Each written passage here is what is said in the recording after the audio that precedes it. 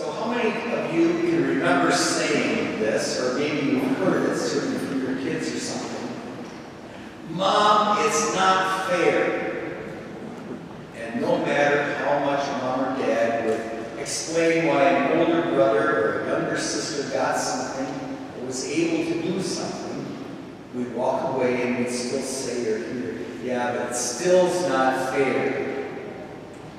Well, today's gospel parable may strike us as being very unfair.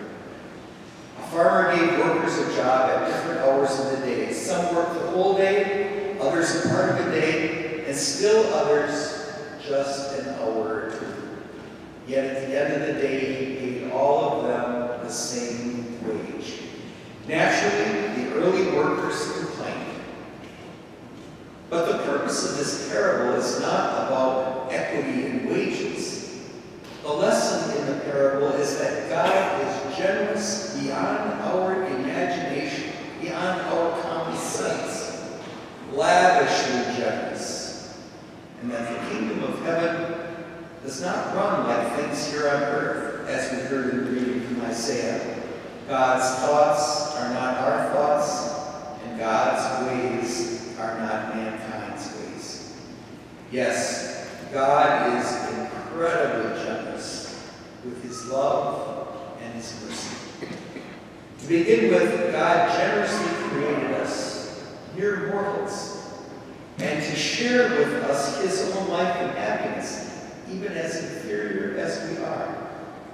With it, God gave us free will, another generous gift, so that we could freely decide whether or not we would love God in return and receive the reward of the kingdom of heaven. God has showered us with abundant blessings to provide us with our human and our spiritual needs. When the Word was made flesh and dwelt among us, Jesus was incredibly generous. When Jesus changed water to wine, he told the servants to fill those large jugs that held like 25 gallons, fill them up to the very brim so that they were spilling over. And with the miraculous catch of fish, they caught so many fish, the nets were breaking. And then they summoned their co-workers in another boat, and they filled both of the boats to the point where they were almost sinking. He multiplied just a few loaves and fishes so bountifully that 5,000 people were fed, and there were leftovers that filled 12 baskets.